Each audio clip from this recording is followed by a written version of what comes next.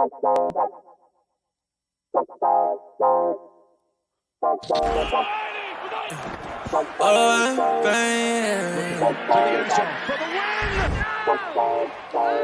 what the fuck?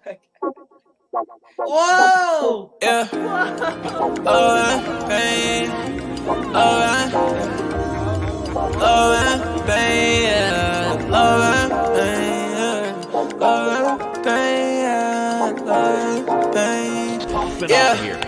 Yeah.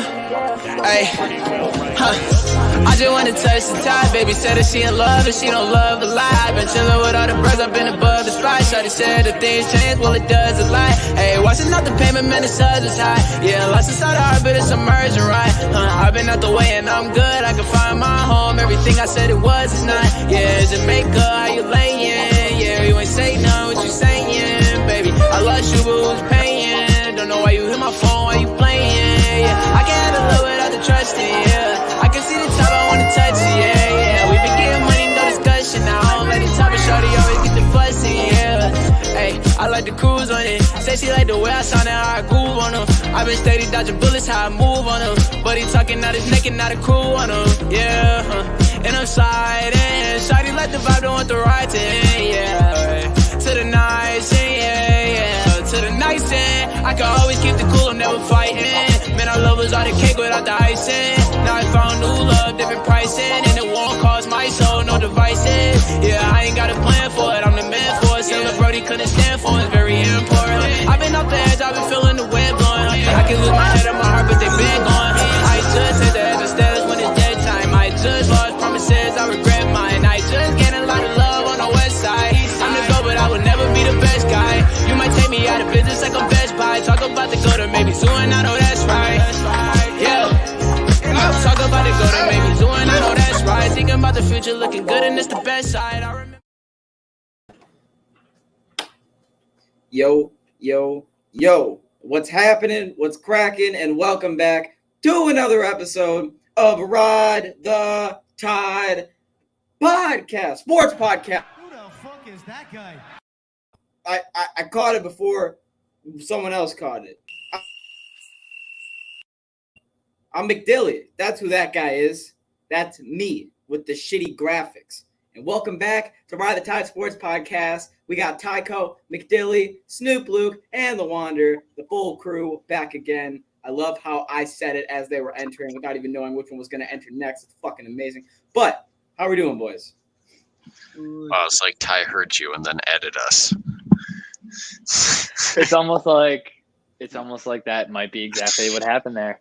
I'm doing good, Dylan. I'm doing good. Long day. Got home from work about an hour ago, and now here we are. Left the house about 12 hours ago. But yeah, I'm doing good. Jesse, how are you doing? I'm solid. It's been an off day. I've just been chilling. Luke, you look shitty. How you doing? You know, I'm doing good. Got up from a nice long nap. Not really. I was just laying down, but I'm here. We're ready for it. All right, let's fucking get into it then, eh? I love this. I can actually hear everything now because I'm on a fucking computer. Before I'd have to tap to get sound, but I knew what you were playing. I'm going to be laughing so much more now. This is great. Oh, no, it's much, much more wonderful. All right, welcome everybody to Ride the Tide Sports Podcast, Season 3, Episode 5. My name is Tycho. Let's get into it. Starting with the NFL update, we got a good podcast for you guys today. Let's kick it off with Commanders quarterback Sam Howell's dual threat ability has been impressing some people to start the season off in training camp. And this is what, in the preseason games? What are we talking here? Yes, we are. We are talking preseason. We are talking about Sam Howell's first preseason debut. He broke a couple records. This man, Sam Howell, came in and was the first rookie quarterback. But do we give a shit about preseason records? Like, do we? I feel like they are important when you're doing stuff that no one else has done since Dak did it, and Dak's a pretty good quarterback. So I feel like Luke, Jesse, before we find out what it is, do we like are preseason records even important? It's kind of impressive because you only get such limited playing time, but at the same time, you're going up against like not top of the line NFL teams or defenses. So, I mean, So you're on the no side. I'm impressed I mean, with a it, but record's a like I'm not record for I'm sure. not going crazy over it. Like it's like, oh well, good for him. It's one of Jesse, those. It's like it's interesting. That's cool. all right, Dylan. What the hell did he do? He was the first rookie quarterback to have 100-plus passing yards and 2-plus rushing touchdowns in a preseason game since Dak did it in 2016, and was also the first rookie quarterback to have 150-plus total yards and 2 touchdown passes with a fewer than 20 passing attempts in a preseason game since Dak in 2016.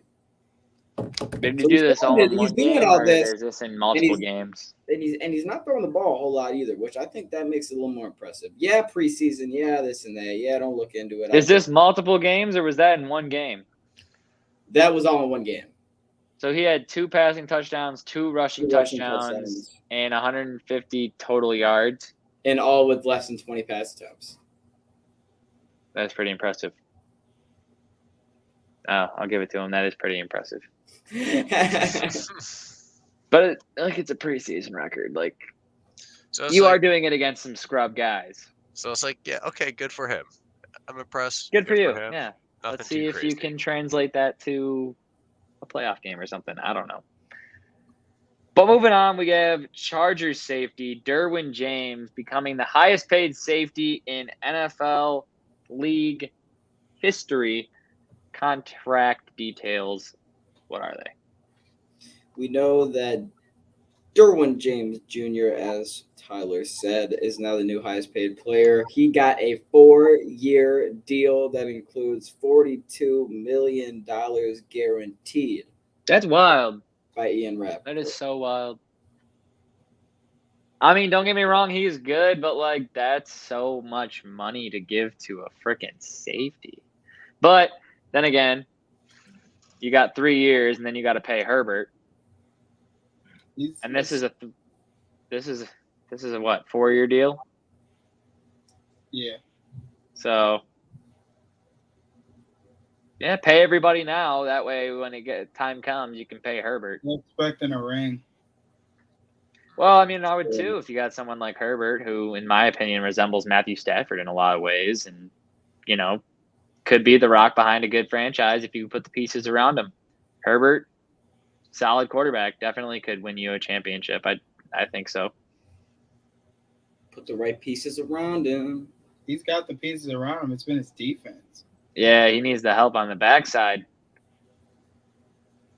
But hey, I mean, anything's fucking possible. Oh yeah. I don't know. Get that bag, James. That's true. Anything's possible. All right, next up we got Zach Wilson. Had a successful knee surgery. What does that mean? It means that his knee surgery that he had means that he will now only be out, I believe, 2 to 4 weeks is expected. Okay. So he That's should really be not bad. he should be back probably by, if they wanted to rush him and have him ready to go and everything, they could have him ready by week 2, but I would expect him to start by week 3. Hey, it's still the Flacco show the rest of the way to go until we get there. 100%. Flacco show. We might not get that spot back because Flacco I can't say that I'm not excited to see 600 yards in those 2 games, baby. He's not getting that spot back. Flacco might be the starting quarterback for fantasy. Hey there, Dylan. You gonna pick him up? Man, I'd have to do it.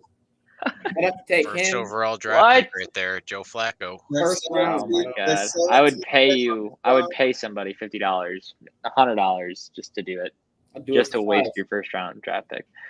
That would be something. But congratulations, Zach Wilson. We do have other quarterbacks to talk about.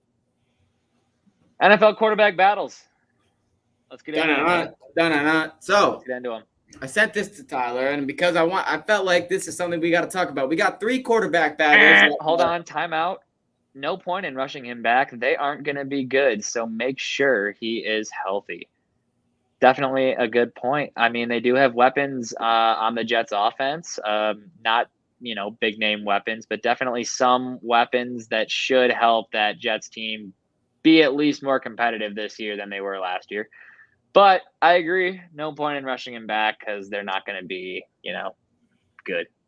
That's true. But now it's time to get into the NFL quarterback battles. And we got 3 quarterback battles heading into the regular season. Who's going to be the starter? Who's going to be the red shirt? It's time to talk about it. We're going to have 2 two-man battles and a third-man battle, and we'll get into that third. So starting off with the first 2-man battle, over in Seattle, Geno Smith and Drew Lock. Who's going to be the starter? Who's going to be the red shirt? Fuck it, we'll start with Jesse. Geno did perform nice with the team when Russell was out, but they did want Drew Lock in that trade. So, I don't know. I feel like they start the year out with Geno, but they might switch to Drew very quickly. Or the other way around. Muted.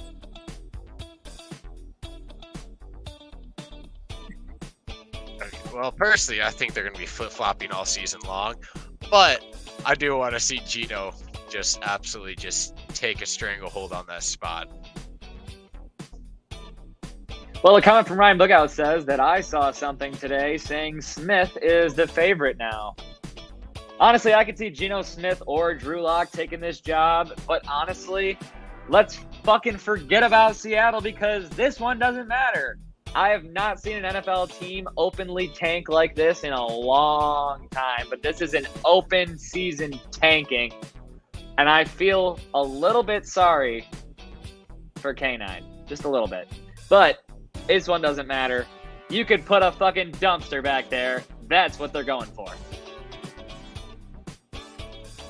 I'm going to say Drew Lock starts, and then Geno's going to come in at some point throughout the year. It's not going to matter. But they're not winning more than 5 games. But the second matchup is a little more important. It's over in Carolina. Baker Mayfield, Sam Darnold, back to Jesse. Oh, there you go. Baker! Call me nuts. Call me crazy. But I read an article that I agree with. And I'm Baker's going to start. Get that out the way first. Baker's going to start. And I think Baker does have weapons, and this is his chance to prove that he can ball. So, he might be on some comeback player of the year type shit.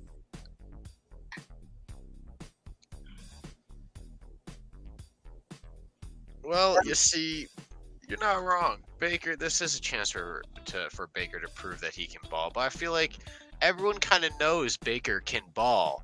But at the same time, he can suck so bad. Can Baker ball consistently? He needs to get consistent. And if he can figure that out, he's going to be a very good quarterback. But I don't know. That's such a shit show in Carolina. I don't know. I'll probably Baker. Well, I'm personally taking Baker. I think Baker Mayfield's the better quarterback. He's the more proven quarterback out of the two. I mean, Baker Mayfield, I think it's kind of his job to lose. I mean, even after Sam Darnold spent a year there, Carolina, they get Baker Mayfield coming in there, and next thing you know, he shows up at camp, and it's all Baker from the fans. So his job to lose. Sam started out last year, but I think that all the hype around Baker and the way that Baker is coming into this season, I think he'll perform better. Still don't think he'll be consistent, but I think that he will get the starting role for the Carolina Panthers, and that's that. So I think we all got Baker starting. Now it's time to get into the third man. Now it's time to get into the one that I'm very interested to see what you guys have to say. Talking about the Pittsburgh Steelers. Mason Rudolph, Mitch Trubisky, Kenny Pickett. Who is starting? This one is the ugliest one. No, who is redshirting? Someone off the waiver wire. You know who's going to start game 1? Mitch the bitch Trubisky. You're damn right he is. You're not wrong. You're not wrong. Guess what? Mitch is going to surprise us all, and he's going to put some fucking points on that board. And they might just fuck around and upset the team they're playing, which I can't remember. But he's gonna ball for at least one game. I don't know what he's gonna do after that. Just one game. He's gonna ball for one game. so They're gonna hot. put Rudolph Just that in, one and good then- one. And then he's gonna hit in the face with a helmet or something, and that's wraps.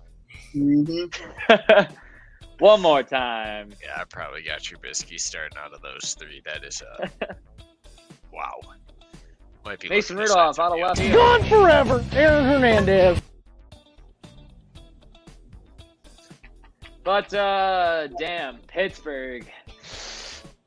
Ooh, yeah, that's a really rough situation over there. I'm going Mitch Trubisky starting, but I mean, come week 5, week 6, I think Pickett's the quarterback from there on out. I don't know. It depends. I got to see how things go. They got wide receivers, so whatever one of them can throw in the ball the best, I guess. I don't know. Dylan? I agree with you. I agree exactly what you say. I'm going to take Trubisky to start the first Like, 5 he'll start it, games yeah. of the season, and then they'll throw Pickett in. Pickett will come in, shit the bed. They'll go to Rudolph. Rudolph will shit the bed. They'll be back with Trubisky. And then at the end of the season, we'll be like, damn, they're in a real pickle here. I think that's what they're leading towards. Looking real pickly. You got any more? No, I only got 3, unless any of you can think of another one that is happening in the Oh, league. you don't think David Blau and Tim Boyle are battling with I don't think it fucking matters. I really don't think it matters who's going to second shirt. I'm not going to lie. Okay, all right. Well, with that being said, let's talk about Hard Knocks, baby. So, one thing that we would like to talk about is, as an NFL related content, we're going to talk about Hard Knocks. So, episode 2, if you didn't miss it, good for you. If you did miss it, well, sorry, we're about to spoil it for you. So, episode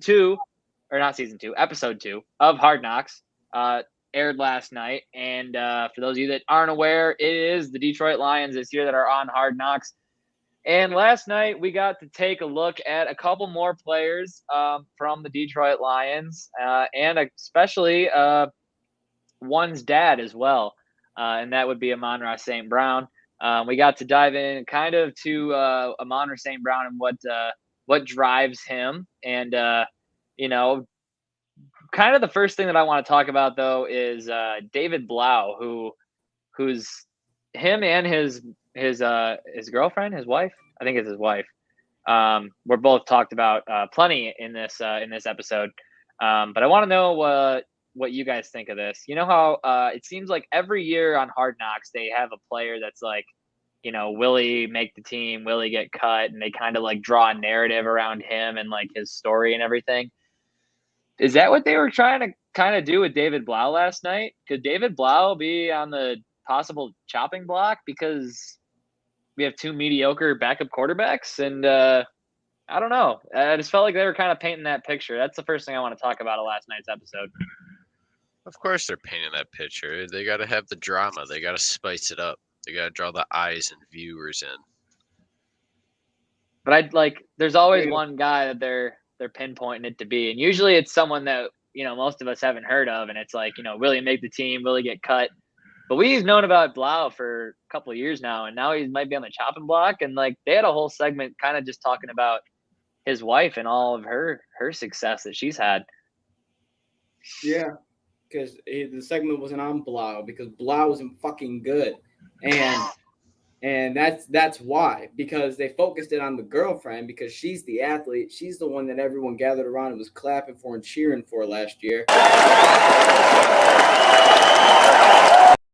When she was trying to make Olympics and shit, she's probably going to go ahead and do that this year. She's going to make the income. She's going to make most of the money. Blau's going to be a backup around the league. And honestly, if he goes and he is on the chopping block and he has to leave, can we fucking do a 2-for-1 and tag Boyle right along with him and then just sign fucking somebody else, like a free agent Cam to just be backup or something? I don't give a fuck. Lions, go out and get Huntley. Just do a 2-for-1 and get them both fucking out of there. But I don't think it matters if we lose Blau because – I'm sorry, okay, We love Blau. We love the story. He came in first game on Thanksgiving, throws a touchdown, almost win that game. Doesn't win a fucking game. There is nothing to love about Blau. Take that back right now. You do not love You love David the story. Blau. You don't love David Blau. You like his wife. His wife's cool. Yeah, I think but his you love wife's the cool. story. He sucks. But yeah, you can get the fuck out of here. He choked in a preseason game. Choked in a preseason game. Get the fuck out of here, buddy. The fuck out of here. After he gave that whole speech, gave a whole speech in the huddle. All right, boys, we're gonna get him done. This city needs a winner. We're gonna run this clock out. I dropped the ball. Fuck. Oh god. Next play. And then he just sits on the ground. Throws his helmet. Yeah, you fucking idiot. Yeah. Put your head back down. Yeah. Gone forever, Aaron Hernandez. Motherfucker. All right, next thing I want to talk about Hard Knocks, though, is Amon-Ra St. Brown, who was featured a lot in this episode. Not a lot of players are drafted before Aiden Hutchinson. But Amon-Ra St. Brown was the 17th wide receiver taken in last year's NFL draft. And Amon-Ra St. Brown went on and listed every single wide receiver and their college that was drafted before him. And not last year's draft, two drafts ago. But in Amon-Ra St. Brown's draft, he listed all 16 wide receivers that were drafted before him. And I think that's a lot of what motivates him. And all these athletes need stuff to motivate them. But another great part about this is Amon-Ra St. Brown's dad, who is a two-time Mr. Universe. So this man knows how to train the body the right way. I'll tell you that much. And here's what he had to say about how he trains his kids and how some other athletes train. Throwing a little shot. How you do that? I'm like, dude, I'm tired of explaining this to you guys. You got to train your whole body. Kevin Durant, these guys, messed their Achilles up. I have a question with guys like Kevin Durant. When's the last time you did a calf raise? My God. When's the last time you did a calf raise, Kevin? Come on, train the whole body. That's how his kids are so big. Swole.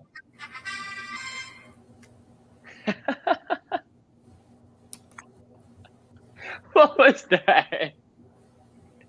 I need more of that in my life. It was me. That was funny. I got a notification. Can I get some thoughts? I'm only speaking. Can someone say something about this fucking episode? It was a great episode. I loved watching it because it makes me feel like the Lions truly do see their own turnaround and they are hungry.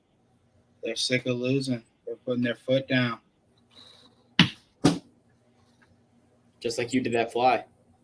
Yeah. Double homicide.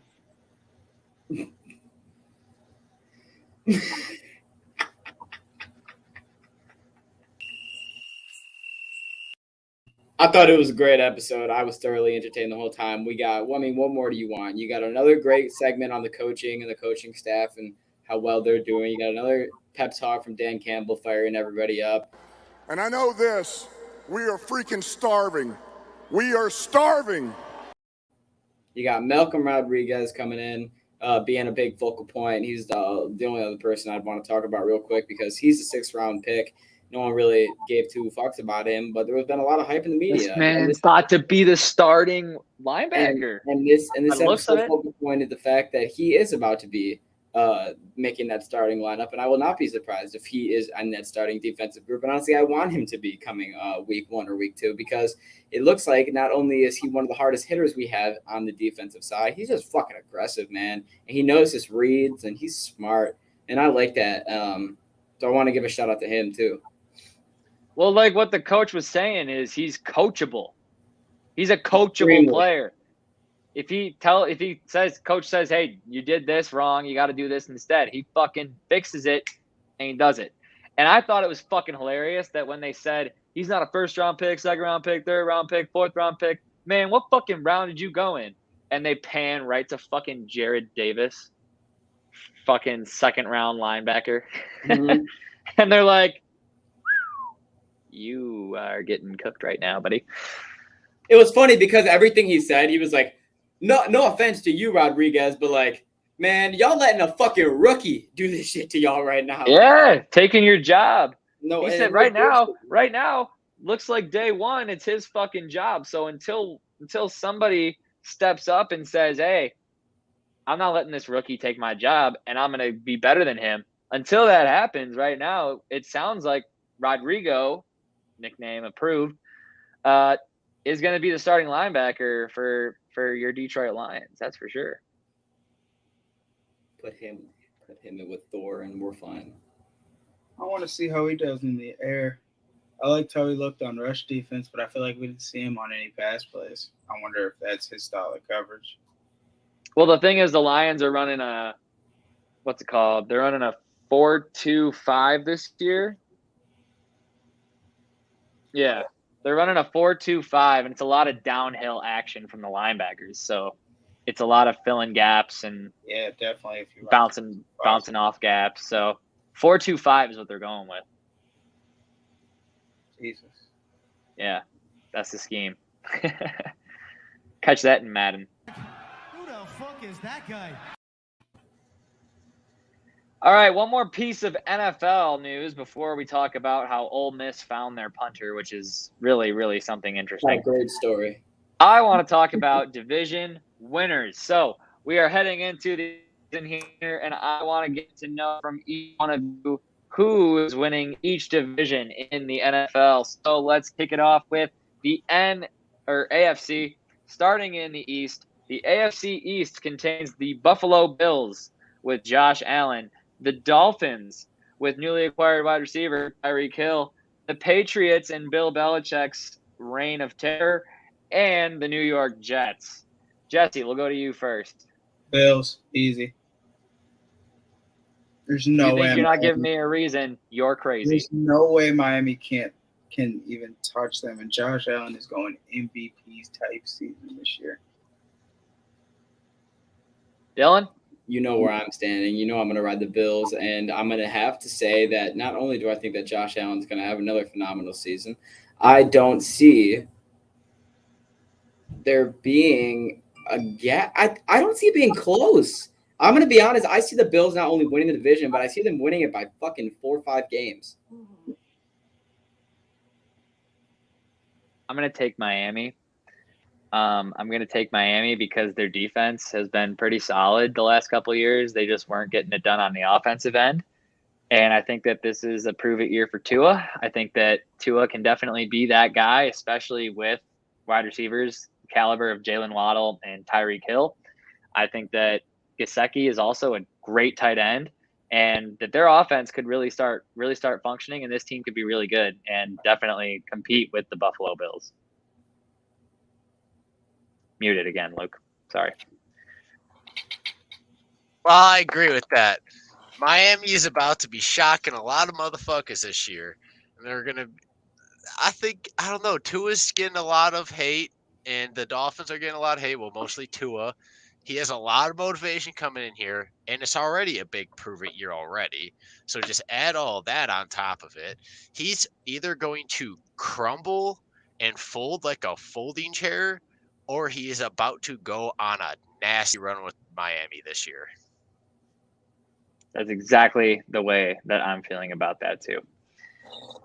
Moving on to the next one, might be the toughest one. I've said in previous podcasts that I think that whoever comes out of this division is probably going to win the Super Bowl. But the AFC West contains the Broncos with newly acquired quarterback Russell Wilson, the Chiefs and Patrick Mahomes with Travis Kelce, but no more Tyreek Hill, so a different-looking offense, but did acquire Juju Smith-Schuster. Then we got the Raiders, always kind of somehow ending up in second to last or last in this division, and yet they're somehow always a decent team every year. And we got the Chargers as well. So this AFC West division is loaded. Jesse, it's to you again. Will he play the bias card? Can I pick all Jesse's predictions for him? Raiders, Bengals. No. I'm gonna throw out the order I think this is gonna end up. Oh, you're gonna give me an exact 1, 2, 3, 4? Exact 1, 2, 3, 4. How would you do this to yourself? This is the hardest division. starting from This one. is the hardest one. Chargers are winning the division. Wow. I'd love that. And then second is Denver. Makes sense. Third will be Kansas City. Fourth will be Vegas. But all of these That makes teams a lot of sense. have at minimum 9 wins. That's so toxic of how accurate that sounds, because like they're all obviously going to be plus 500 teams, but you can't all be first in the division. This is the toughest one. Dylan, what do you got? Yeah, I would agree with Jesse and switch Kansas City and the Broncos because I think Patty Mahomes always finds a way to get fucking 10, 11 wins. Not to say Denver won't. I think they'll definitely get 9, 10 wins as well. But I think the Chargers are going to win this division this year. I think it's going to be a situation where the whole thing is going to be close. It's going to be a pull away by maybe one game. And the Chargers will eventually take the division. I think that all directions are kind of pointing that way. I know the competition got harder, but I don't think that there's any way that the Chargers should lose this division unless they choke it away on the defensive side again, which would be a damn shame with the pieces they've now acquired. Thank you, Dylan, for finally stopping. Jesse. We feel like the Chiefs can't do it. But the Broncos' defense was phenomenal last year. We saw them play great defense, and they could never do anything with the wide receivers because the quarterback couldn't Fuller. First off, screw Mahomes, and secondly, the Broncos are looking scary stacked this year and could be the ones going to the bowl. Not only the Broncos finally have that quarterback what the fuck is he talking about? Open the entire offense instead of depending on Javonte Williams and who was the other running back? He's Melvin Gordon. But now they got Russ to actually throw the ball. And the last time the Broncos went out and traded for a super big quarterback, they won the Super Bowl. So if history repeats itself, Luke would tell you that history repeats itself. All-star defense with Von Miller. Hold on. We're only halfway through this part, Dylan. Luke, I need to hear what you have to say. I haven't said shit yet. It's going to be very unfortunate for the other teams because Broncos got Russ Daddy.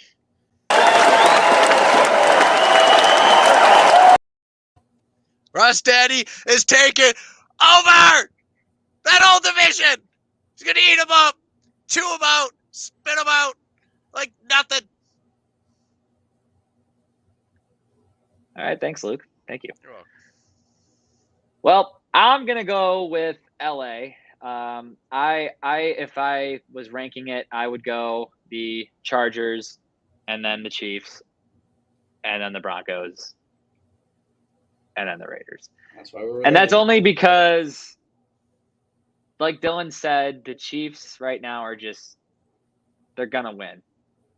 They're gonna find a way to be in their first or second. Like come the end of the year, the Chiefs are gonna be down to the wire as to whether or not they're winning the division or not. In my personal opinion. Exactly. So, I mean, I'm on the same side as Books here. I'll bet right now Chiefs finished ahead of Broncos. So if anyone's willing to step up and make that bet, it sounds like a little friendly wagers going on here. And Fuller would like to correct himself. Okay. He said they're going to win the division, not the bowl. Okay. So, division makes a lot more sense. Division winner. All right, let's move on to another division, boys. How about that? AFC North. Let's talk about the Bengals division. Let's talk about the Ravens, the Bengals, the Browns, and the Steelers. Who's finishing out on top in this division? I'll go first this time, and I honestly think that it's going to be the Ravens. I think that Ravens would have finished first in their division last year, honestly, barring injury, but they had so many goddamn injuries. It was ridiculous. I think that this year is a better year for Baltimore, barring they do the same thing they did last year and have a good team and fall apart due to injury and have 8 running backs. But I'm taking Baltimore to come out on top in this division. Luke? I think it's probably going to be the Bengals, but I think it would be funny as fuck if the Browns won it right after Baker left. and left that whole shit show of a team to get out. Who the fuck is that guy? God, But I'm going to have to go with Cincinnati on that I would one. like to interrupt That's this for sure. broadcast. But imagine. Imagine, dude. I would like to interrupt this broadcast to announce that the remaining 50.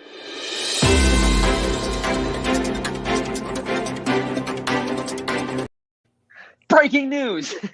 The remaining 50% of Barstool Sports has been bought out and will be owned outright by Penn National. Gone forever, Aaron Hernandez. Why? Well, that's tough. Tough cookies. I don't know who owned the other half before. Maybe just It Dave. was I don't know. Dave and I forget the girl's name. So Dave Sorry. doesn't own Barstool anymore? Does Dave sell Barstool? Is that what you said? I believe Dave is selling Barstool Oh, for $325 million. He has sold the rest of the company. holy fuck. Good night, What is Jim that? Kite. What is the Oh, deal? no one cares about him anymore. All right. Jesse, let's get your take on the division winner while we're on you here. It's Steelers, Titans, Ravens. Nope. Steelers. Wait, no, Titans. Steelers, What are you talking Ravens, Bengals. Steelers, Browns, Bengals, Ravens. I got it. I got it. You're louder now. You don't have to yell like that. You said Titans, and I got wound up. I forget. That's You know how much I want to beat you guys. But I'm probably gonna take the Ravens winning by like a game or two with Cincinnati behind them. That's That's what my I'm feeling. I'm on the same vibe. Dylan, purple shirt. I don't want to do it. I don't like doing piece it, of but purple I'm poop. taking Cincinnati to win the division because I think talent-wise, if they can do what they did last year, this year, and the player improvement year by year happens like what should happen with Jamar Chase and with Tyler Boyd and with Joe Burrow, that offense is going to be a fucking problem again this year. So I'm gonna take the Bengals to win that Yeah, division. you didn't even say T. Higgins either. You So meant to say T. Higgins instead of Tyler Boyd because Boyd's been in the that league. sounds more right. I meant to say T, bro. You know what I meant. Actually, no, Okay. you don't. But I meant T. Higgins. Well, Jesse did. He's the only one that did. But all Yeah. right. Definitely solid choices there. And finally, let's wrap it up in the AFC South, where we have the Houston Texans, the Indianapolis Colts, the Jacksonville Jaguars, and the Tennessee Titans. I don't think this is going to be close. I just want to say that. I think the Titans are only going to win the division by one game. I think they're going to win it by one game. I think Indianapolis is going to be on their ass. I think that they're going to split when they play. I think that each team is going to win one time throughout the year. I think they're going to be looking probably deadlocked most of the entire year. The only thing that would change with that is either Derrick Henry or Jonathan Taylor gets hurt. But I'm taking Titans to win by a game. Squeeze that bitch out barely. Because the Texans and the Jaguars are ass. I myself, I'm going to take the opposite. I'm going to take Indianapolis to take it by a game or two because I just think that they're more stable on the defensive side. And I think that they have the other best running back in the league right now when it comes to Jonathan Taylor, Derrick Henry. It's a side-by-side, like week by week, who's getting more yards, who's getting more touchdowns type thing. And so honestly, I'm going Indianapolis to win this division this year, especially with Matt Ryan at quarterback, who's been looking for a solid all-around team for the last, 6-7 years now. So I'm taking Indianapolis. I'm going to take the Titans. Thank you. I don't see the Colts. I could see the Colts squeezing into the playoffs, but not winning the whole division. Why not? I don't think they have the quarterback. What? And Matt Ryan made it to the Super Bowl. JT will carry them. Nah, Freeman But made there's it. some moments where you're going to need your Oh, QB. Matt Ryan made it to the Super Bowl. Come on. Julio Jared Freeman Goff, made it to Jared the Goff Super went to the Super Bowl. We watched Don't what even Ryan did care. last year, though. Yeah, but Matt Ryan didn't have shit but Cordell Patterson last year. Yeah, now all these guys. That's not fair. He didn't What does have he have any. this year besides Cordell and Pitts? Well, if he would have fucking stayed, he would have been stuck with fucking what's his shit being suspended for the whole year. My bad. Yeah. Well, now He's on the Colts now, Dylan. He went to the Colts. I'm saying now he's got Pittman and Taylor. I mean, here's the thing with Matt Ryan that I will say. All he needs is one elite wide receiver, check, one elite running back, check, and that's what sent him to the Super Bowl last time. So it could happen.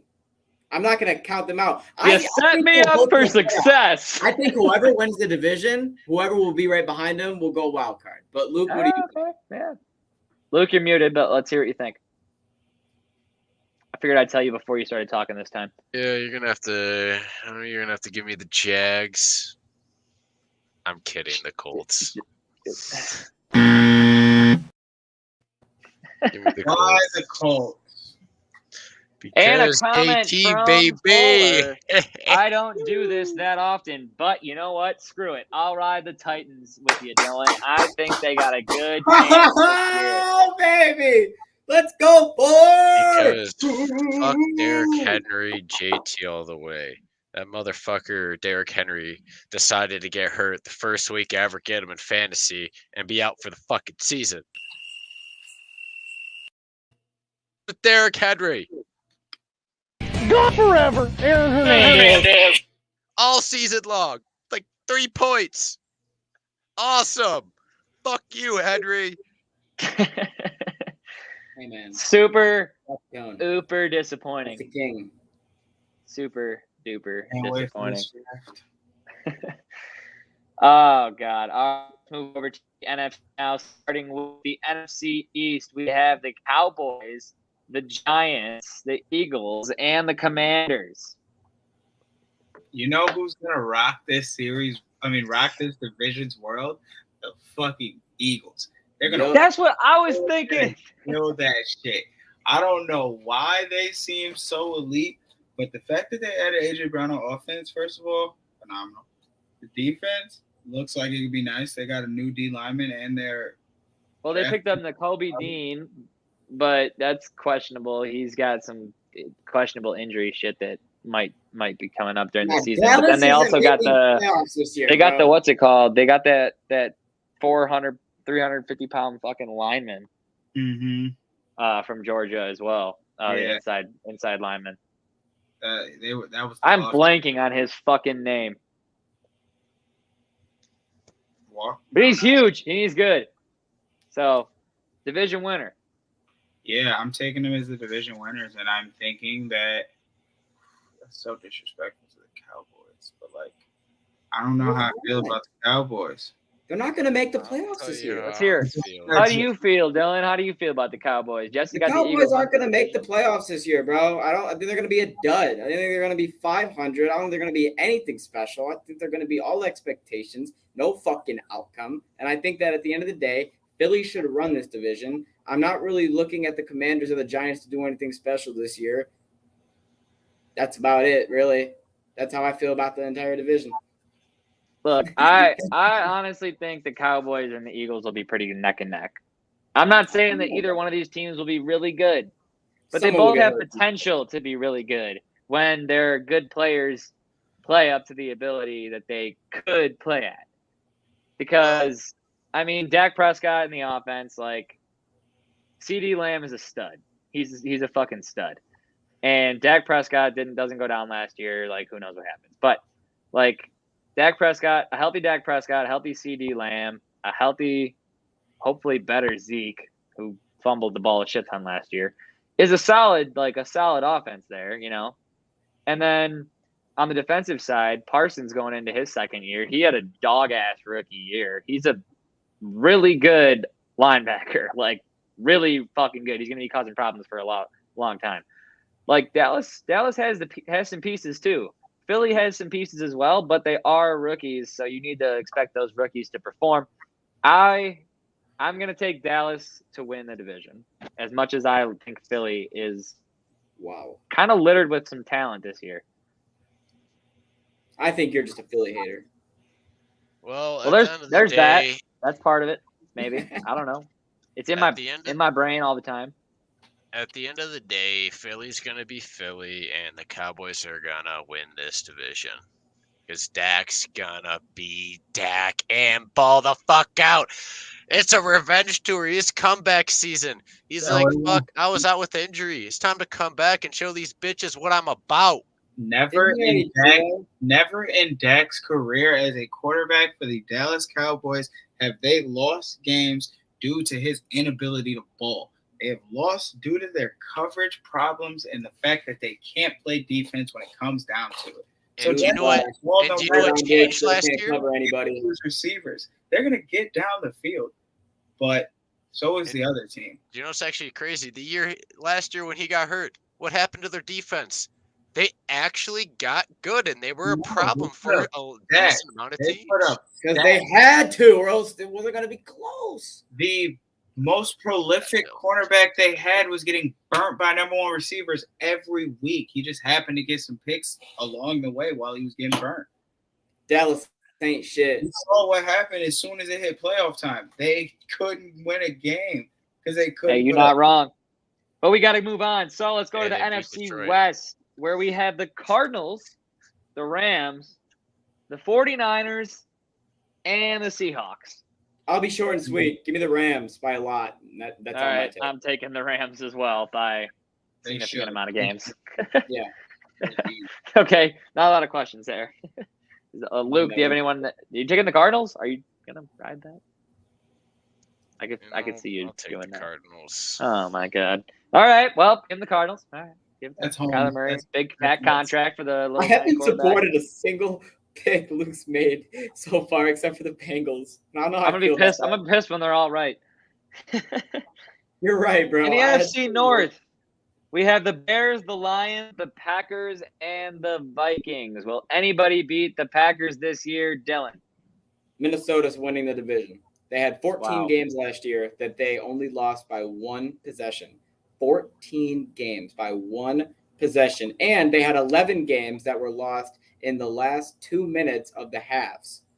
Because they suck. How was that a lie? Give me the Lions.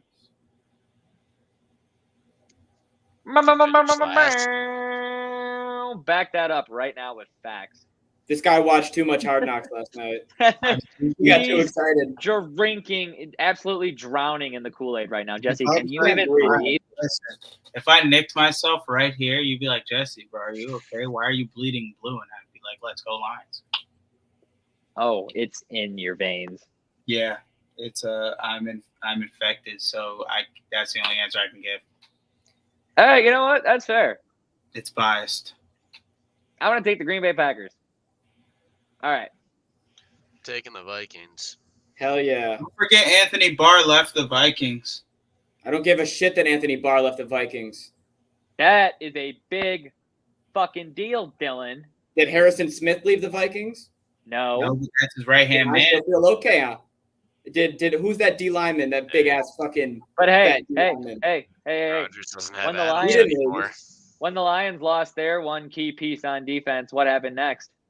The other piece left. The Lions will be 500. Rodgers has no receivers, and nobody in their goddamn mother is worried about the fucking Bears. Rodgers is literally going to be throwing. Give me the Vikings and give me the Vikings 100%. The Vikings are going to be hanging a lion skin rug over the fireplace this year with a cheese hat helmet on while they're hunting some fucking bears. That's all they're going to be doing, man. It's simple as. Who the fuck is that guy?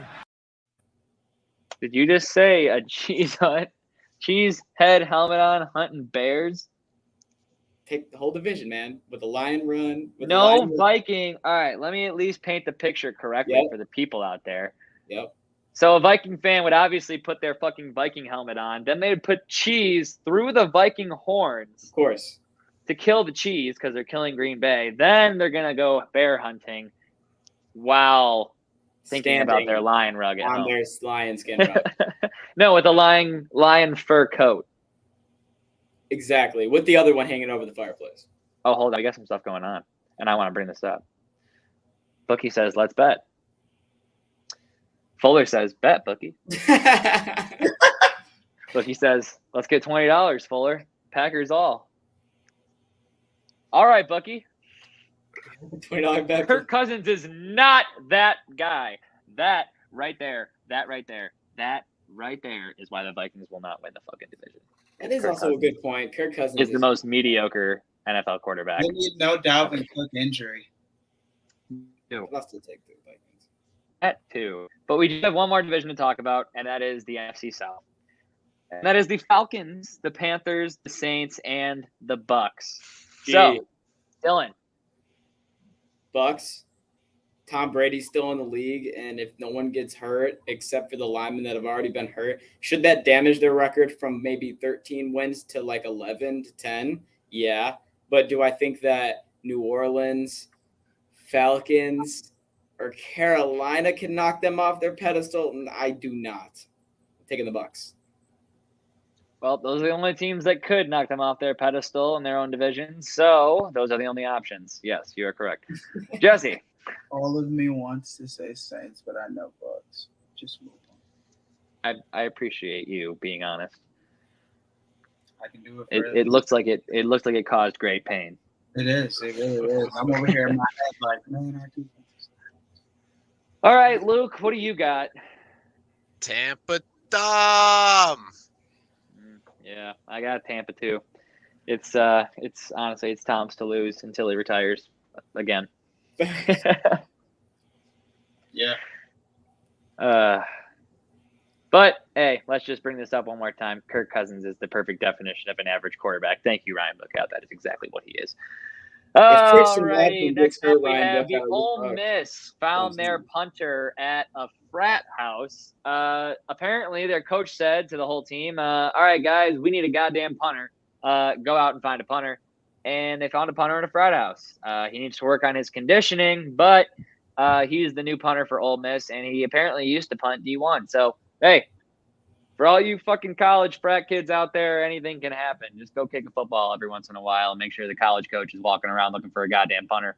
Or go to Ole Miss. But we do have an NHL update to get to, so let's get into that NHL update and possibly entirely fly through the rest of this podcast because I'm tired. So let's get into the NHL update. Let's get into the NHL update here, starting with Nathan MacKinnon seeking a big payday from the Avalanche for his next contract. If this doesn't happen, I suspect that it's likely Nathan MacKinnon's going bye in the car. What do you think? It's the only reason you asked for it big. That's facts. He wants $13 million on his next contract.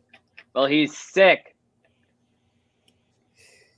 I think he'll get it. It's kind of worth it. I think he'll get paid, and I think he'll be the new highest player, and I don't think that they want to get rid of him. They don't want to lose him. They don't want the chance to lose him. They don't want to have to play him. Hey, Luke, we can't hear a word that's coming out of your mouth, Luke. Well, you also got to think about if they want to keep their young core and pay them instead of giving Nathan all of that money. Well, it's either they bask in the glory they have now or they try to win the cup again in 12 years. That's the way I see it. It's a great point. You either got it now, you're going to pay it. You're going to pay the piper. You're going to give him what he's rightfully deserved or what he's earned to this point. Or are you going to get ready for 12 years later? If you go to a new team, McKinnon, and they don't give you if the Avs don't give you the contract and you go to a different team, just don't be like Johnny and pick fucking like the Blue Jackets or some dumb shit. Fucking stupid. Anyways, no future. We got an NBA update here, a little quick NBA update. James LeBron gets a 2-year, $97 million extension. Is this intentional? No, I just typed it back. Where's his son at in 2 years? Is his son in the league in 2 years? Yeah. Tell this man Dylan to organize I was going to say, that sounds about right. Be able to type better. So LeBron James gets a 2-year, $97 million extension. Congratulations, LeBron. No one really. I'm not going to talk about this anymore. Here's all you need to know. That's it. That's all. That is all you need to know. When he's off the contract, LeBron James got a 2-year, $97 million extension. and then they're going to team up, and they're going to take over. Midweek shenanigans. They're going to do that. Hey everybody, what's going on? Taking a quick break in the action here to tell you about sixpackcoverage.com. make sure you guys check out sixpackcoverage.com because, hey, that's where you find our podcast as well as other sports, finance, food, travel, fitness, and entertainment podcasts for your own personal needs. You know, whatever you're into, hop on there, check it out. Sixpackcoverage.com also has a shop where you can shop for all your favorite six-pack coverage wants and needs like flags and t-shirts, including the Ride the Tide t-shirt, which is out now. Be sure to check out sixpackcoverage.com today. All right, I won that bet! Wow. The streak of 8 losses is over. DeGrom got 11 strikeouts and the Mets won 1-0. They made me watch that game 1-0 the whole game, shitting my pants, and they fucking won. Thank you, Jesus. The Lord is over. Streak is over. The curse is broken, huh? My God, it took so long, but it felt so good. You have no idea. I don't know. I've not been in that situation yet this year, and I hope that I don't find myself in that situation. But with that situation being said, midweek shenanigans are here. Let's get groovy. I'm feeling good. I hope you guys are feeling good too. Uh-oh. Let's get into it. Jesse. All right, guys. Hey, keep going. We're going to take Corbin Burns, 6+ strikeouts, and the Brewers to the Dodgers. Brewers to beat the Dodgers. Over 6.5 strikeouts. All right. Give the people a winner. Give them a winner. Only winners. All right, you want a winner? I'll give you a winner. Only winners. Winners only, Dylan. Winners only. You know what? I'm going to help out my boy Jesse here. I'm feeling kind. I'm feeling generous. I'm feeling like giving you an Orioles bet. I'm feeling like giving you an Orioles win. So, here's what you're going to take. You're going to take Baltimore Orioles. What are you saying no about? Baltimore Orioles money line. You're going to want to take their money line. And then also, you're going to want to take Cedric Mullins to get 1 hit in that ball game. Instead of player prop. They can't beat the Cubs, man. They're not going to – I mean, they're in a playoff push right now. I don't know why Jesse's against me betting for his team, but – It's because of your betting record, not my team's performances. Oh. He doesn't want you to fuck his team up. That's fair. Luke. We got Thursday night or Thursday afternoon, 3:45 p.m. We have Zach Gallen pitching for the Diamondbacks against the San Francisco Giants. So give me a little bit of a sprinkling on that money line for the Diamondbacks. Zach Gallen of milk. Okay. Well, folks, I'm going to go to Thursday at 2:11 p.m. We got the Houston Astros with Garcia on the mound, and the White Sox have Giolito on the mound. The White Sox are plus 110, and they are at home. I'm taking the White Sox to beat the Stros. Give me that plus 110. Let's make some money on a Thursday afternoon, folks. Why not? I like that. Fuck Astros. Yeah, fuck the Astros, piece of shit. Fuck the Astros. Hey, get them out of here. Well, that's all we got. So, midweek shenanigans, I hope you liked it. That's what we got for you. That's all I have. So, now it is time for the MLB update with McDilly. That's me. Let's start the podcast off with start the MLB update off with something I think is funny that happened today in the Angels game. I mean, you know what? I have an Angels rant anyway, so just to say it. Ohtani had a triple, a home run, 4 RBIs, and 2 runs. And guess what they did? I already know what you're going to say without even watching the game. Lost 11-7. 11. They lost again. They find new ways to lose. They break new records. They put on amazing performances, and they find new ways to lose games, which brings me right into my next segment about how the Angels fuck up again. But Gone forever, Aaron Hernandez. The Angels had a 2-1 lead going into the Seattle Mariners at home, going into the 9th inning. I understand you have 2 outs. You have runners on first and third, and there is a ground ball hit. You throw the ball to third. You throw the ball back to first. You throw the ball to third. You throw the ball to the catcher. Then you throw it back to second. Now you're playing a whole pickle here. So here's what you need to focus on. You have the base runner from first, who's now making his way to third. He's in between second and third. You have the other base runner in between home plate and third base. The base runner running towards home plate is safe because nobody from the Angels covered home plate in the pickle. You know when you're a kid, you play pickle, you throw the ball, and then someone else comes right behind you, they catch, and you just rotate. Nobody fucking played pickle apparently on the Angels because they left 0 people covering home plate for the game-tying run to score. Okay, sucks. Bad defense, shake it off. Next play, ground ball in the dirt. Once again, throws to home plate. Has him out by a mile. Ball pops right out of the glove. Now it's 3-2. Very next at bat, another ground ball in the dirt. Hit to shortstop. Bobbles the ball. Can't make the play to home. Has to go to first. Now it's 4-2. 3 straight hits. Not a single one left the infield. The throw to first was also high. It went over his head. And yes, and that cost him another run. So there were 4 runs that were scored that inning. There were 3 errors counted in the inning. Tigers might have fucked around. Shit. The Angels blew the game once Hey, again. still not more errors than Javi Baez. Javi Baez hit a pitch yesterday in the fucking dirt that bounced. Then he hit it, and he hit a fly out to the center fielder.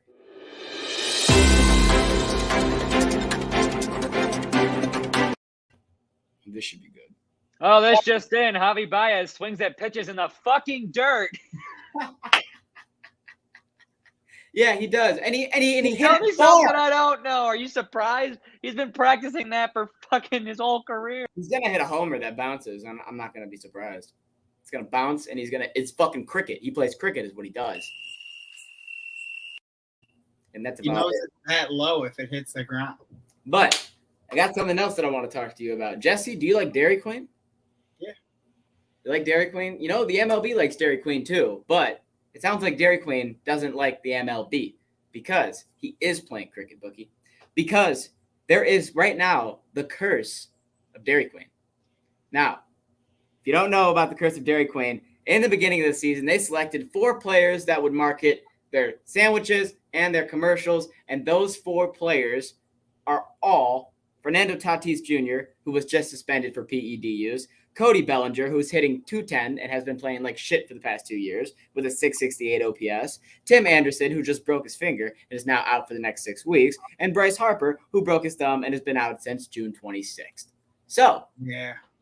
all 4 men that were in the Dairy Queen commercials kind of got bit in the ass by Dairy Queen. They all got injured on purpose because Dairy Queen offered them free Dairy Queen and they didn't want to play anymore. They just wanted to sit on the couch and eat free Dairy.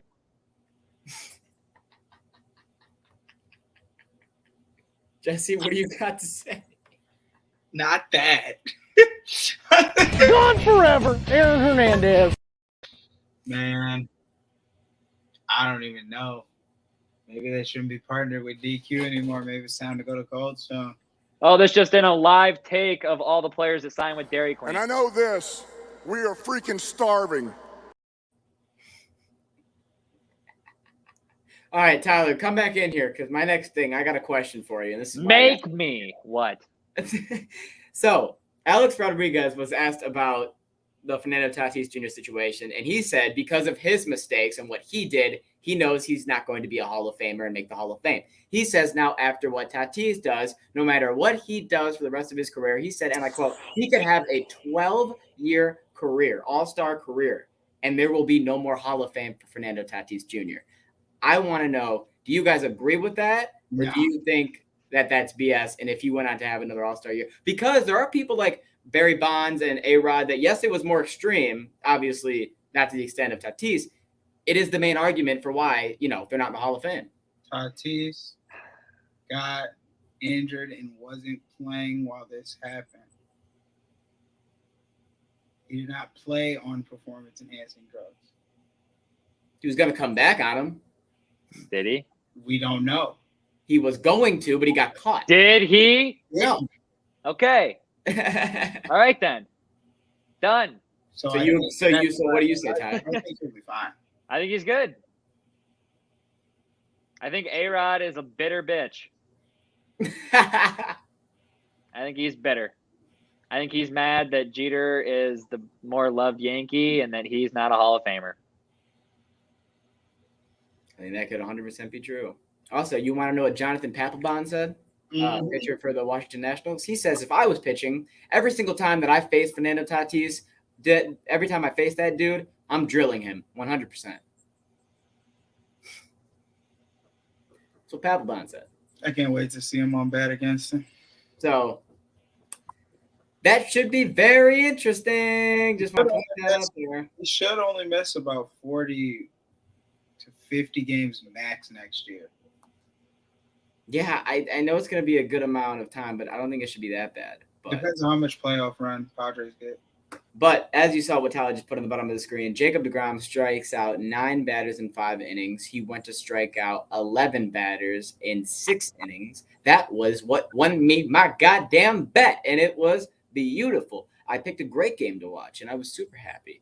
And I want to point out that Jacob deGrom is back, and his ERA is still under 2 because he's still one of the best pitchers in the game. I believe it's 1.23 right now. And since he's been back, Max Scherzer is also starting to pitch like the ace that he is. So now you have 2 aces back and healthy in New York. So that's good for the Mets. Really good for the Mets.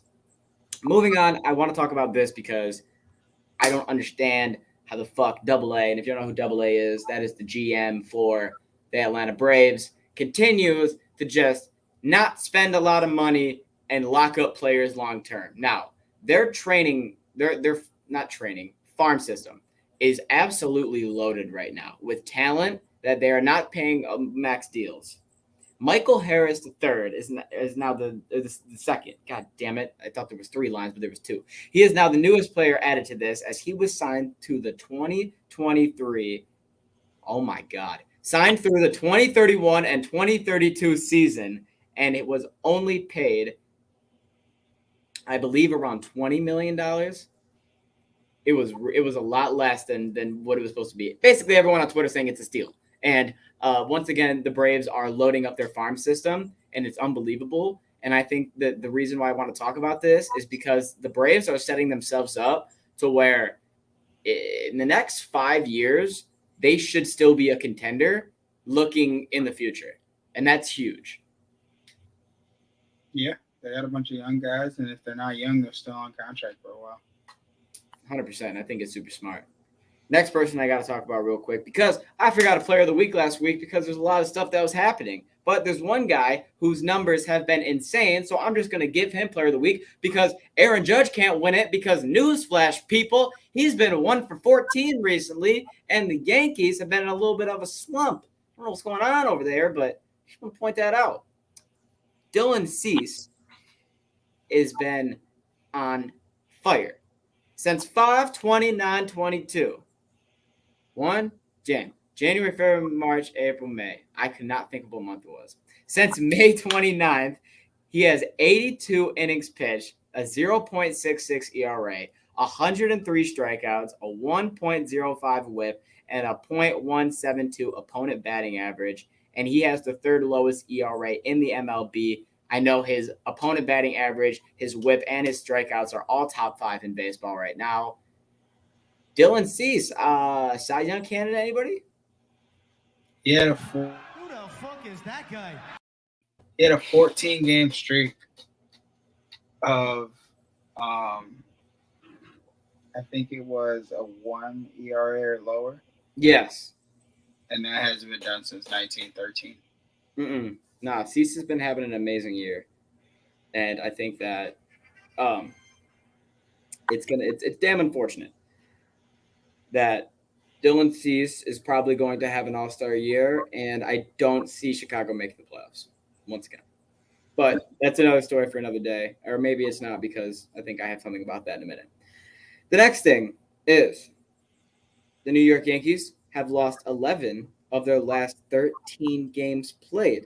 little bit of a slump. Now, I know that the Yankees have been in first place by a long shot this year, so I basically just have one question to you, Jesse. One, should anyone be worried at all for the littlest bit?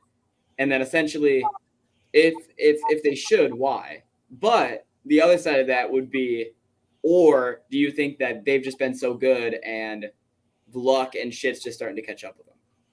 Luck is definitely starting to catch up with them. They're starting to drop down, and I'm not going to lie. Houston is fully capable of taking that 1 seed from them. Houston is very capable of taking that 1 seed. They better not keep dropping. You got Baltimore and Toronto on a grind right now. Yeah. And Tampa. Yeah, and Seattle. They better not keep dropping is all I'll say. I think that Judge is just having a little bit of a slump, but notice what happens when Judge slumps. The Yankees slump. Team slumps. Because Judge is primarily the main man. Let me tell you this. He's got 46 homers. The Yankees do not want to have to play a team like the Blue Jays for the wild card game. No, they don't. They honestly want to play somebody like fucking Seattle. I don't even think they want to play Seattle. They probably want who do they want to play? They don't want to play. They don't want to play Baltimore because they've been shitty against them in the regular season. They don't want to play Tampa because they've been shitty against them in the regular season, especially in Tampa. Then who's left? Nobody. It sounds like the Yankees. At that point, it sounds like the Yankees don't want to play anybody. Yeah. Yankees got it tough. They're going to have to play somebody. But somebody who's not going to be playing no matter what is Walker Buehler. All-star pitcher for the Los Angeles Dodgers is done for the season. And when there's bad news, sometimes there's good news. Because the injury turns out to be Tommy John. Congratulations, Walker Buehler. You are going to find out. This is the guy we find out if this is robot surgery. It is. He does not throw fast. So if he comes back with some bullets. He's already a stud. He's already an ace. Exactly. I think he's going to be like Glasnow. I think he's going to be a pitcher that they were already an ace. They're going to come back fucking better, and the league is fucked. Come on now. It's the best surgery in the game. I hope you don't like home runs.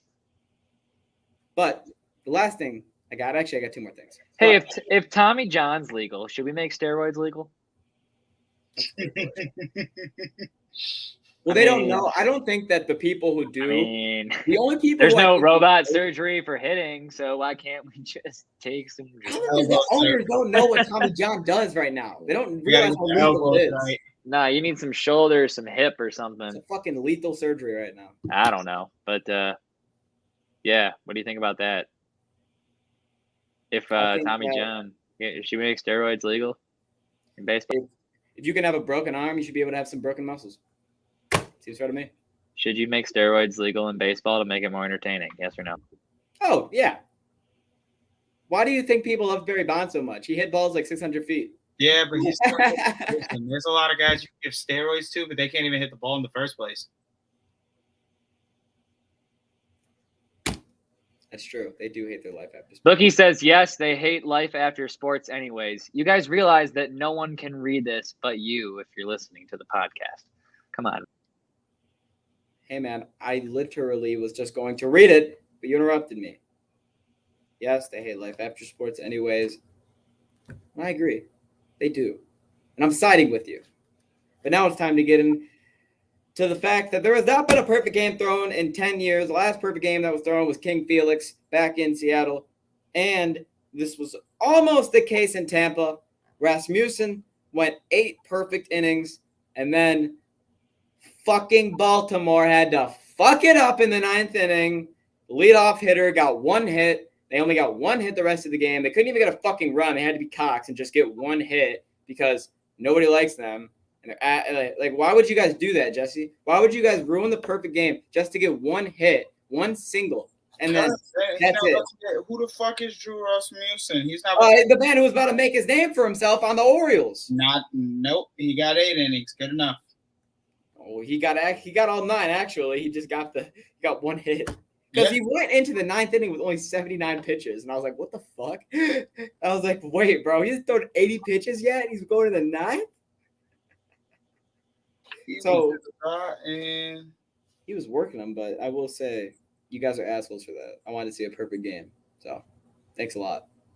Him if he gets I want to teabag him, lad. I want to teabag him like it's Modern Warfare 2. All right, final thing to talk about. And it is the Chicago White Sox, Tony La Russa, old man, dumbass, sleeperhead. Sorry, there's a lot of things I haven't said about Tony La Russa so far this year that I just need to get out now. Fuck Tony La Russa. He should have been fired already. And the fact that the Texas Rangers manager just got fired and he hasn't so far. There's been 4 manager firings. Like the Blue Jays manager got fired and La Russa hasn't been fired is unfucking believable. But Tony La Russa at a home game the other day looked like he was absolutely standing up, falling asleep, just fucking zoned the hell out in the middle of a baseball game while we have the bases loaded. There's a fan who is sitting front row, maybe like 6-7 seats over towards the dugout, and he yells over to La Russa, "You should put an angle. Hey, La Russa, put in fucking Adam Angle to like pinch run." La Russa looks at the fan. La Russa doesn't say nothing. La Russa walks out with a time card, calls timeout in the middle of the at-bat while there's a count going on. I think it was 1-1 count. Takes the runner off third, pinch run, puts an Adam Angle. He took the runner off second. The guy had just hit a double, and the guy that just fucking hit the double was slow as shit. Correct. They just hit the double to tie up the game, and then motherfucker.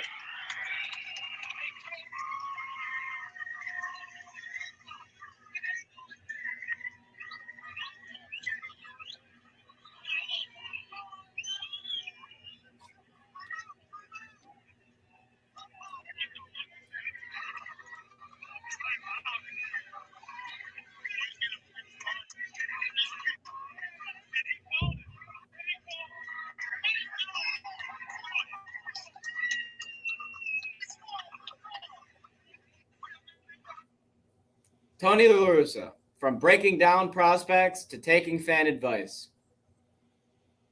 He's obviously doing great. What a fucking clown. What a clown. Can't stand him. It ain't what you doing. I'm talking in guap, now I'm speaking it fluent. When I hit the road, I won't leave till I do it. Acting out of hand, I'm like, be what you doing. We started off good, can't believe that we ruined it, yeah. I tried to fix with a sewing kid, yeah. I tried to fix it, you know I did, yeah. I tried to fix it, you know I did, yeah. All right. It is some UFC with Snoop, Luke. And to start it off, we're just going to go over the quick recap because we only covered one fight from this past weekend, and it was Marlon Vera going up against Dominic Cruz. And I was right, too. Marlon Vera won. I spoke for you because I figured you had him by knockout. I said I'm speaking for Luke when I say Vera by knockout, so I'm happy I was right. Yep, it was Vera by knockout. And now we're going to have to get into some new fights announced because there's been 4. Because we got Aaron Blanchfield going up against Molly McCann. Meatball Molly at the Garden. Molly. And then we got Derek Brunson going up against Jack Hermanson. That should be a really good fight. Dominic Reyes going up against Ryan Spann. And Robbie Lawler going up against Santiago Penzimio, which Robbie's still fighting, bro. Wow. Bro. Okay, Rob.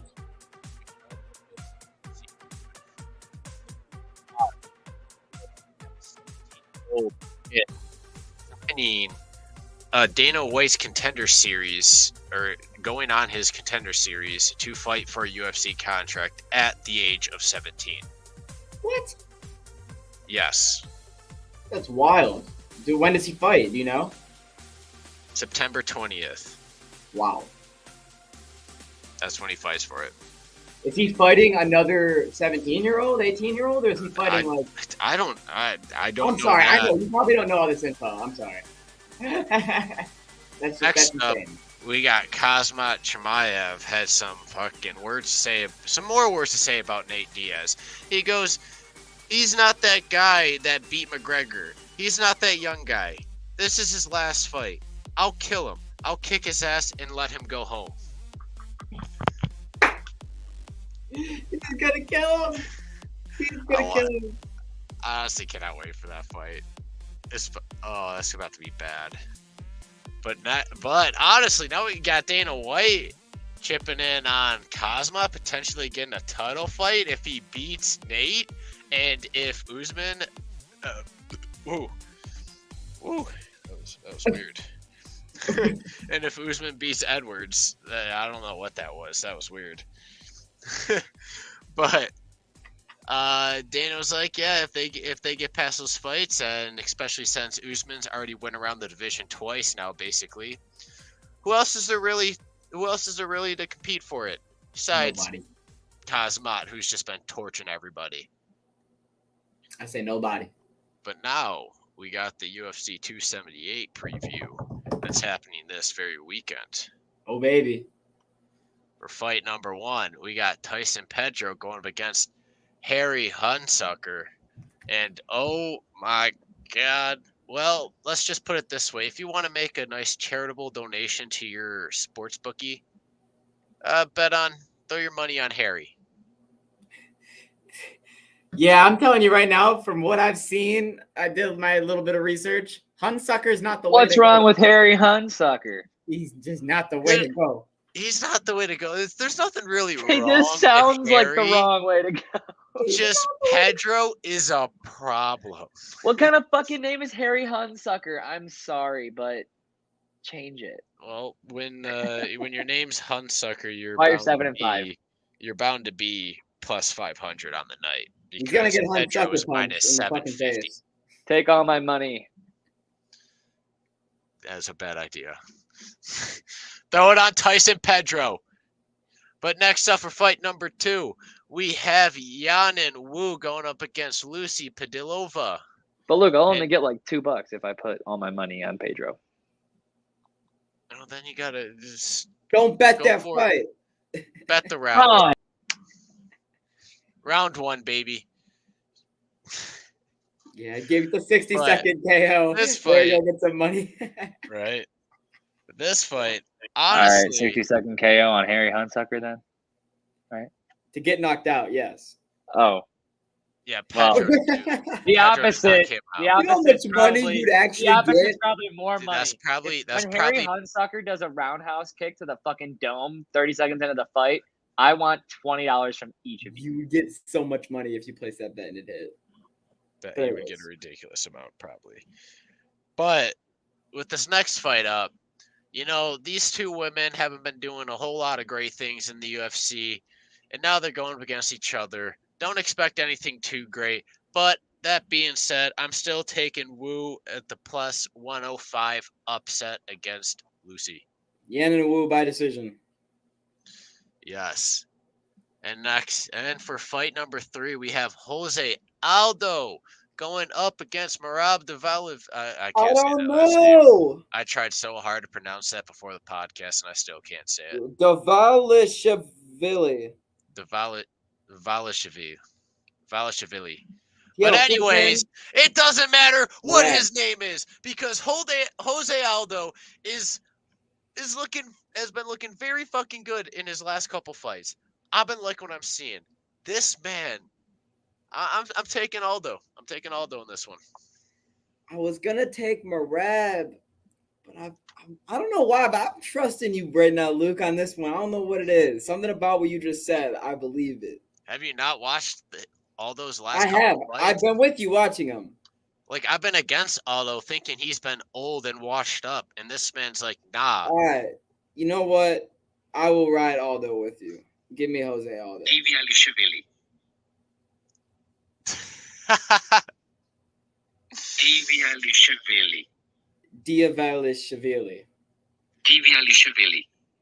Diviashvili. There we go. Diviashvili. Got it. Yeah, say it right. Now for the co-main. Paulo Costa is going up against Luke Rockhold. And oh my God, I've made fun of Luke Rockhold a lot because he got fucked up by Bisbee. I've made fun of Paulo Costa a lot because he's just an absolute clown. I'm taking the clown, though. You're taking the clown? I'm taking the clown. Well, I'm taking the believe, conceive, and achieve master, Luke fucking Rockhold, baby, with the massive plus 260 upset. This is a clown Give fight. it to me. I want it. Oh man, my lay for this night is about to be filled with more upsets than fucking favors, baby.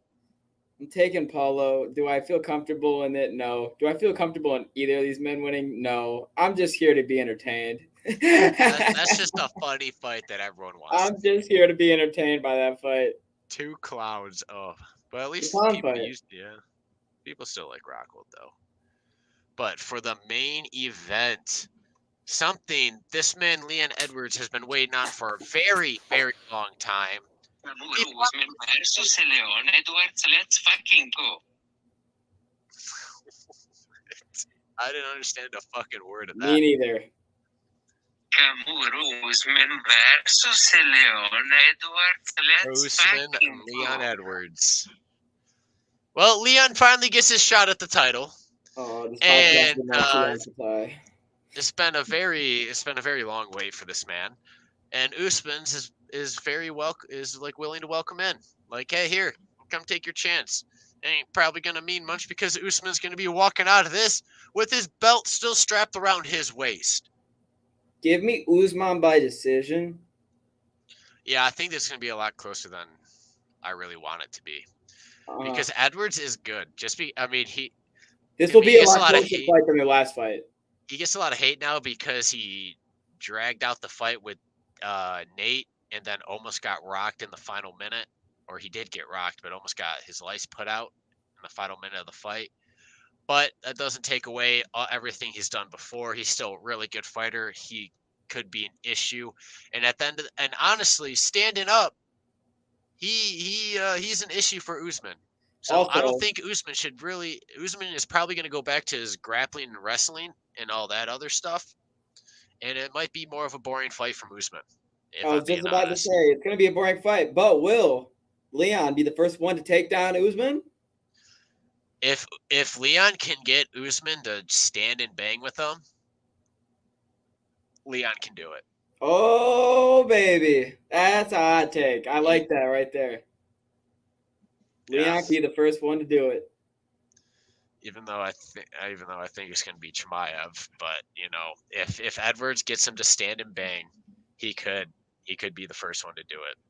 Because Usman's been standing and banging, but he's been doing good, but just because you just started standing and banging and you're good at it doesn't mean you're the very best. Facts. Who are way better at it. I agree 100%. And that's all I have for the UFC tonight on this podcast. Quick little hour-and-a-half podcast for you. And that's all we got for you. And you hear the music, you know what that means. It means we're taking you out of here. So, if you want to see more of the boys, if you want to see more of Rod the Tide, you go to 6packcoverage.com. You're going to find us there. You're going to find also our merchandise there. So you can get some six-pack coverage t-shirts and some 6 Rod the Tide t-shirts. You're going to want to tune in to catch us Wednesday. That's the next time you will see us on the podcast. I got nothing else to add. Have a good night from the boys. Peace.